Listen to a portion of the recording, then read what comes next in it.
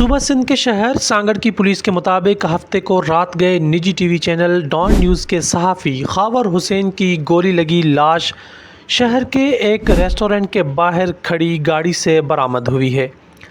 Senior superintendent police سانگڑ عابد بلوچ نے صحافیوں کو بتایا کہ پولیس کو اطلاع ملی کہ ریسٹورنٹ کے باہر ایک گاڑی میں لاش موجود ہے۔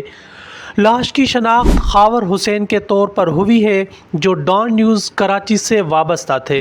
بظاہر یہ خودکشی لگتی ہے مگر پوسٹ مارٹم رپورٹ اور جائے وقوع کے شواہد کے بعد ہی اصل صورتحال واضح ہوگی۔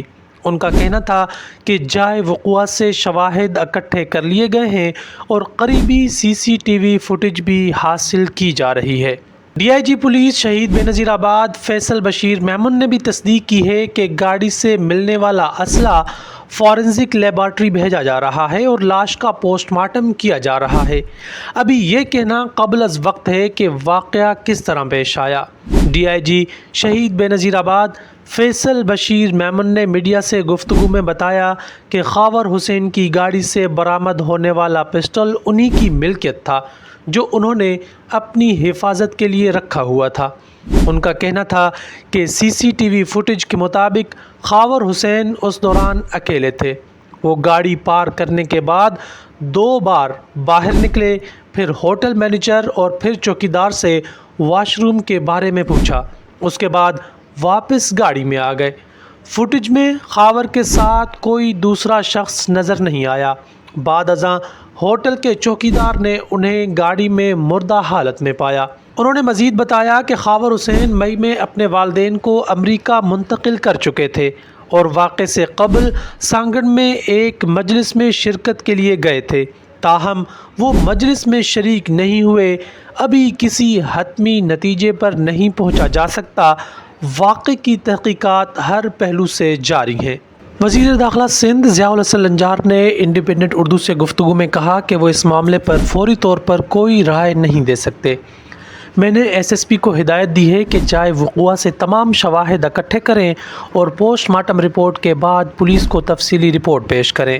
خاور حسین کے قریبی دوست اور مقامی صحافی آصف رضا زئی کا کہنا تھا کہ وہ جب بھی کراچی سے سانگڑ آتے تو انہیں اطلاع دیتے اور زیادہ وقت ساتھ گزارتے۔ اس بار وہ کب آئے مجھے معلوم ہی نہیں ہوا۔